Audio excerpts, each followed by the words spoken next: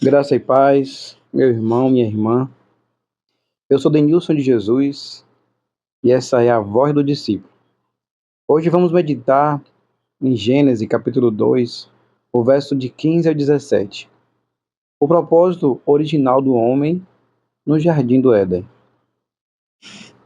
Essa passagem nos revela três pilares da existência humana: o chamado, a liberdade e o limite. O limite estabelecido por Deus no jardim.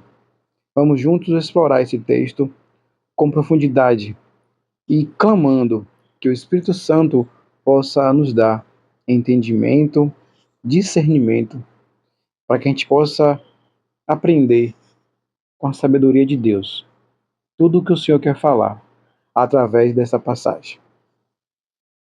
O texto diz assim: Tomou, pois, o Senhor Deus, o homem, e o colocou no jardim para cultivar e guardar.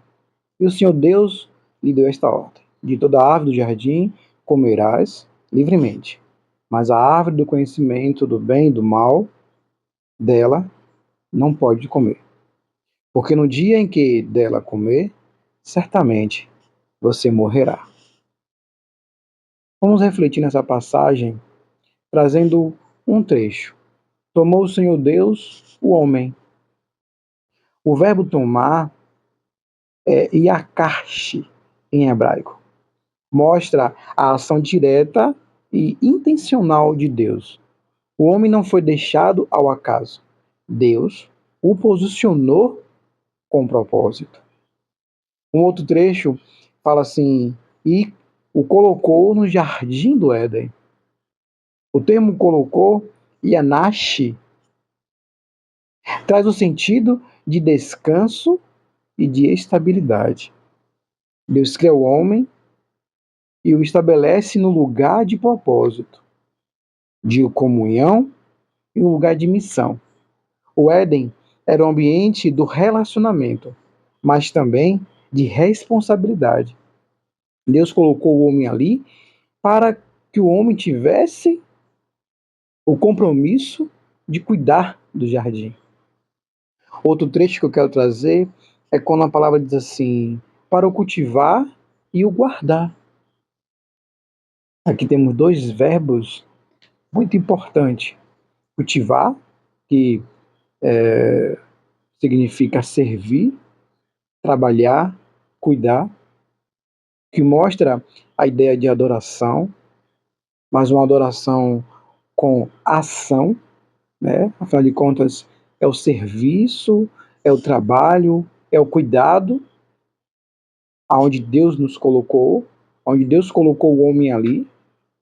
E o outro verbo é o verbo guardar, que significa proteger, vigiar, manter o sagrado intacto, cuidar, proteger, vigiar, servir, trabalhar no jardim onde Deus colocou o homem.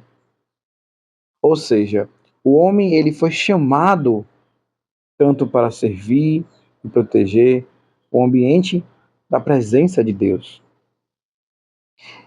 Essa é uma figura do que todo discípulo deve fazer: servir a Deus com zelo e guardar sua palavra no coração.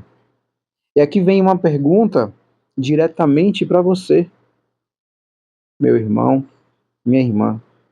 Vocês estão sendo discípulos de Jesus? E estão fazendo o que Deus nos pediu? Deus pediu para que a gente servisse e protegesse o ambiente da presença de Deus com zelo e que a gente guarde a palavra do Senhor na nossa mente, no nosso coração. Pois se você é discípulo do Senhor, você precisa pegar essa chave e não soltar mais. E não se esqueça que essa comunhão com Deus precisa ser constante, todos os dias, todo momento. Quero também trazer outra passagem dentro desses versos, que fala assim: de toda árvore comerás livremente. A graça de Deus aparece aqui. Ele dá liberdade ampla ao homem. Muitas árvores, muitos sabores, fartura. Percebe a liberdade que o Senhor nos dá?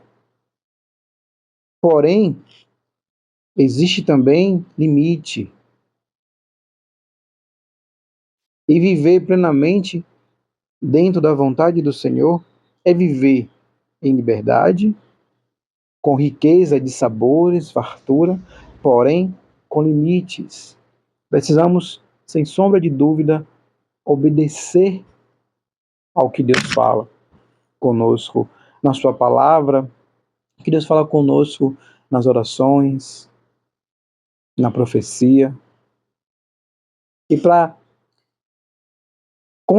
completar ainda mais, quero trazer aquela passagem que fala assim, ó, mas da árvore do conhecimento do bem e do mal, dela não comerás.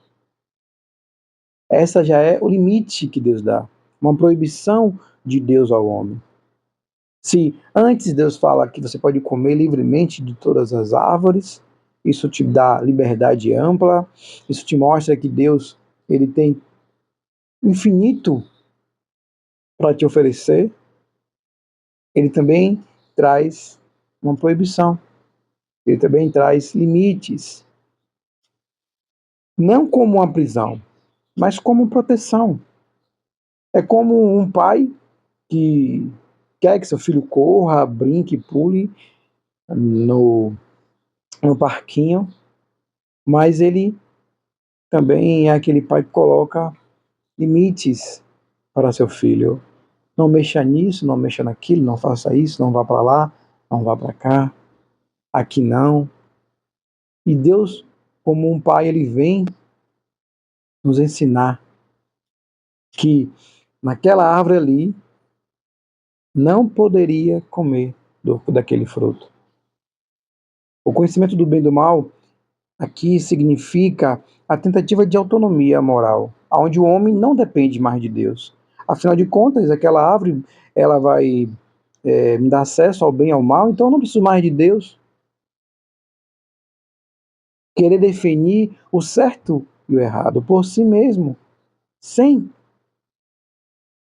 o que Deus quer, sem Deus. Essa é a raiz de toda rebelião.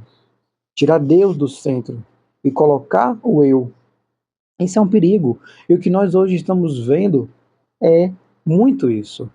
Onde a gente tenta tirar Deus do centro, Jesus Cristo do centro, e às vezes colocamos a nossa vontade, o nosso querer.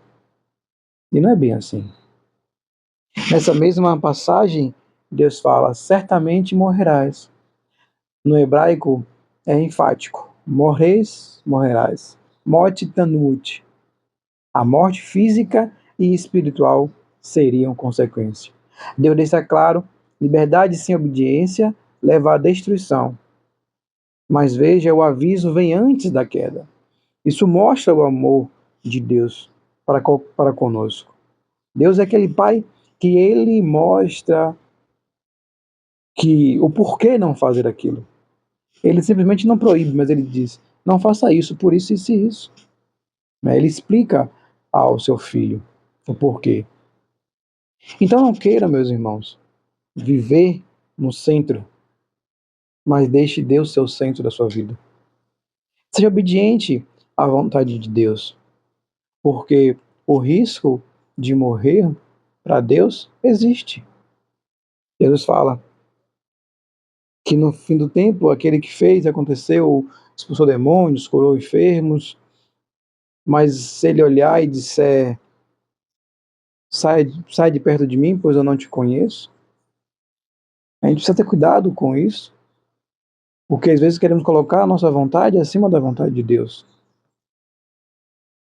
Eu convido a vocês hoje, meus irmãos, a uma vida cristã, pois uma vida cristã, ela se baseia em 3 princípios. Fomos chamados a cultivar e guardar a presença de Deus em nós. Temos liberdade, mas essa liberdade é com limite e é dada por amor. E terceiro, obedecer. Pega essa chave. Obedecer é preservar a vida com Cristo Jesus. A desobediência é o rompimento com a fonte da vida.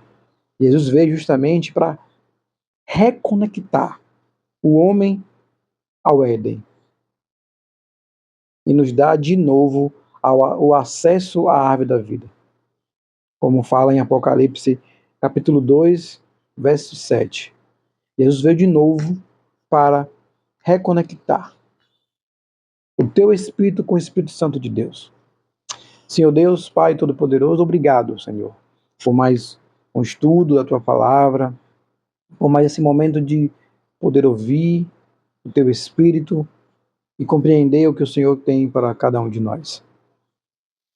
Obrigado, Senhor, por nos dar propósito, liberdade e direção. O Senhor é Pai, não é padrasto. E o Senhor mostra o amor por cada um de nós no levantar e no ir dormir. Gratidão, Deus amado. Que cada um de nós, a gente venha aprender a viver a missão que Tu tem para nós, cultivando a Tua presença e guardando a Tua palavra. Livra-nos do engano do inimigo, livra-nos da desobediência, em nome do Senhor Jesus Cristo. Essa foi a voz do discípulo com Denilson de Jesus.